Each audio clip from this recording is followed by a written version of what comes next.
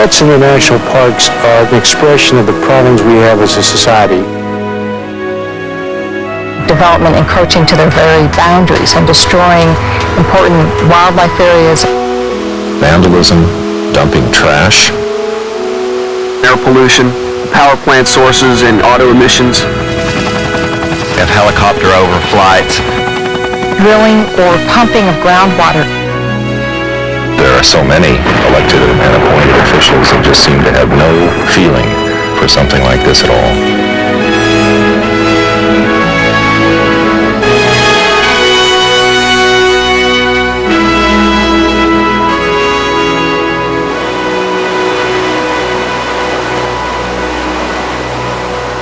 Today, the biggest problems are not big bucks, but really people getting involved, sensitized about what's happening in the park, and then watching after the research, the resources management, the interpretation, basically the resources. Since 1919, the National Parks and Conservation Association has fought to preserve, to protect, and to expand our natural, cultural, and historic treasures.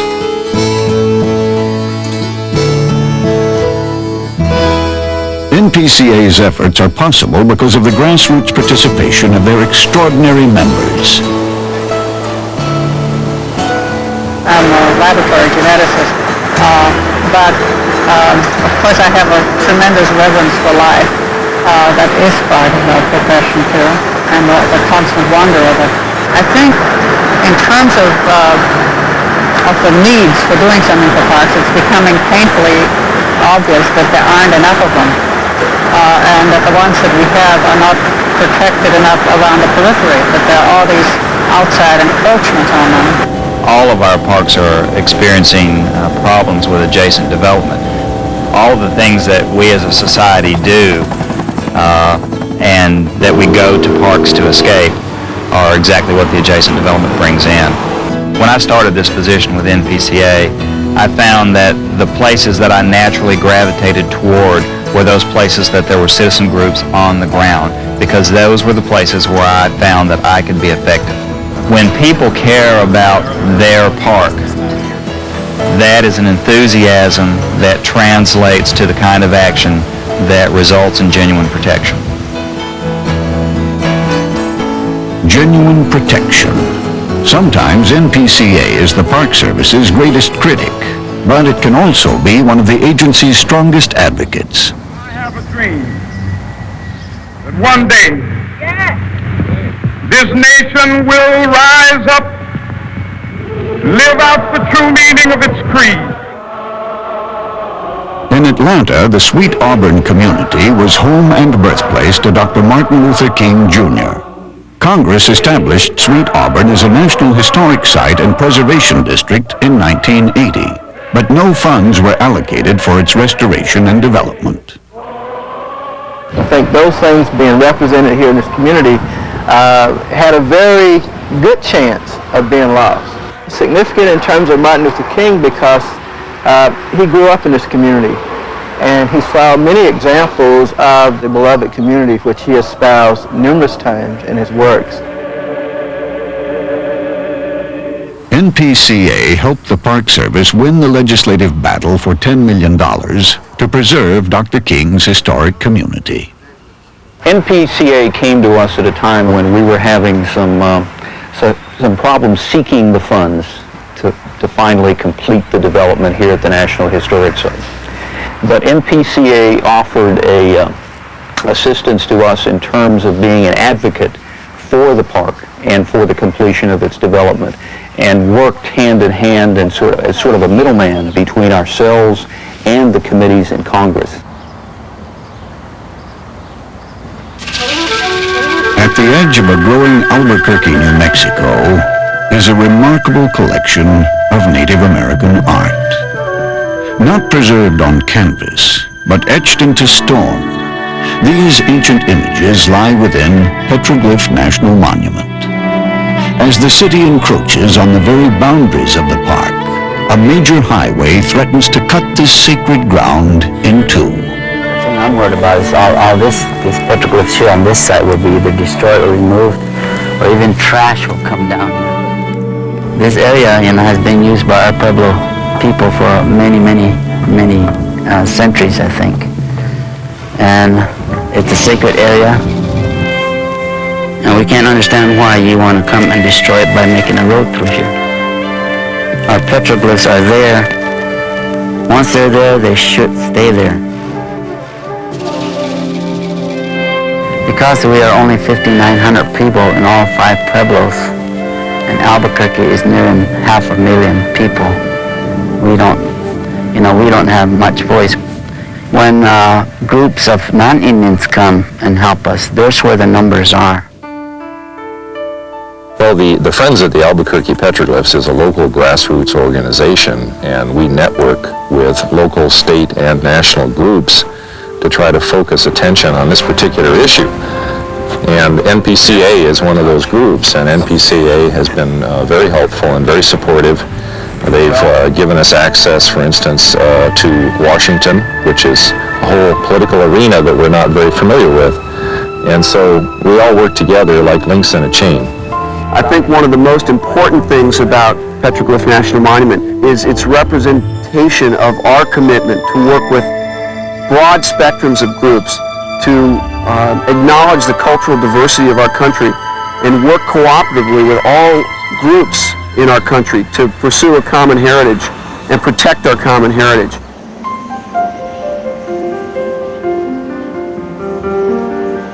It's critical for the future of the parks that the Park Service, that the state of Alaska know that American citizens are concerned about the parks.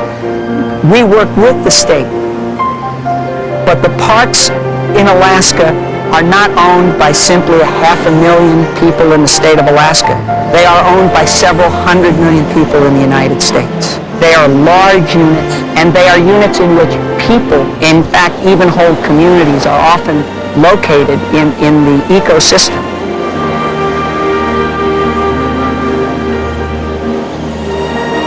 A lot of what NPCA does in Alaska is to work between the Park Service, the state of Alaska, Alaska Native interests. We are not the government.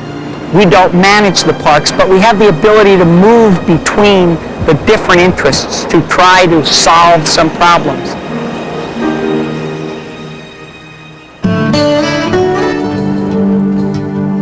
NPCA members are also working to create a new international park where the North Cascades borders British Columbia. This is a huge ecosystem that transcends beyond our international border.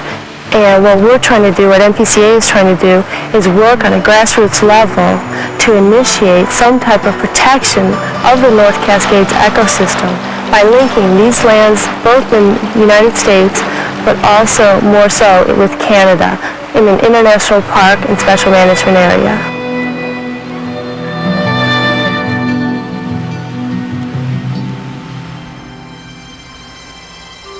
Parks are not postcards. They're not places we can draw a line around as you put a frame around a picture. They're living systems, and air, water, wildlife move in and out. And so we can't protect a park unless we are a good steward of the larger system of which that park is a part. And now the future of the system really does continue to turn on the continued vision and vigilance of citizens today.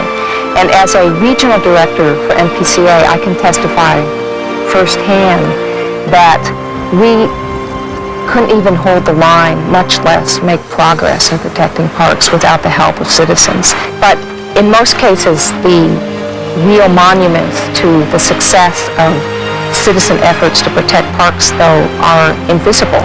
They are the lack of a coal strip mine next to Bryce Canyon National Park. They are the fact that gravel mining has not proceeded in Grand Teton National Park. There are no oil and gas wells next to Hogan Reed National Monument.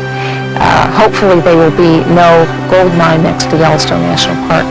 So it's kind of funny when people say, well, show us the results of this wonderful citizen activism that NPCA has helped to organize and has joined forces with. And what I have to point to is a beautiful vista unintruded by modern developments.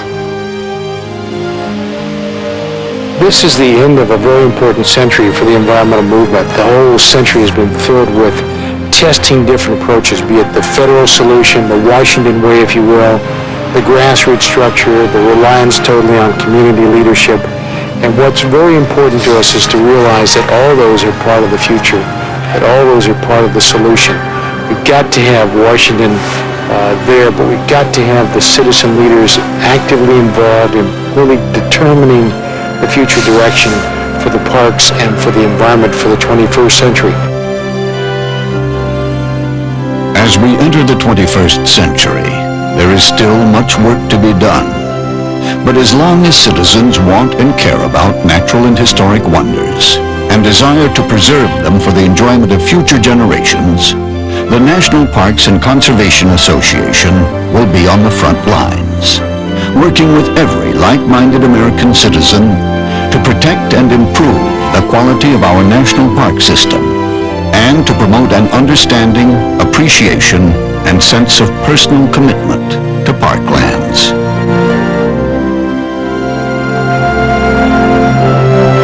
The threats facing our national parks are growing in severity, number, and frequency. Without the continuing support of members like you, we simply would not be able to carry on our successful fight to protect America's national treasures. Contributions from you and other members fund over 74% of NPCA's protection efforts.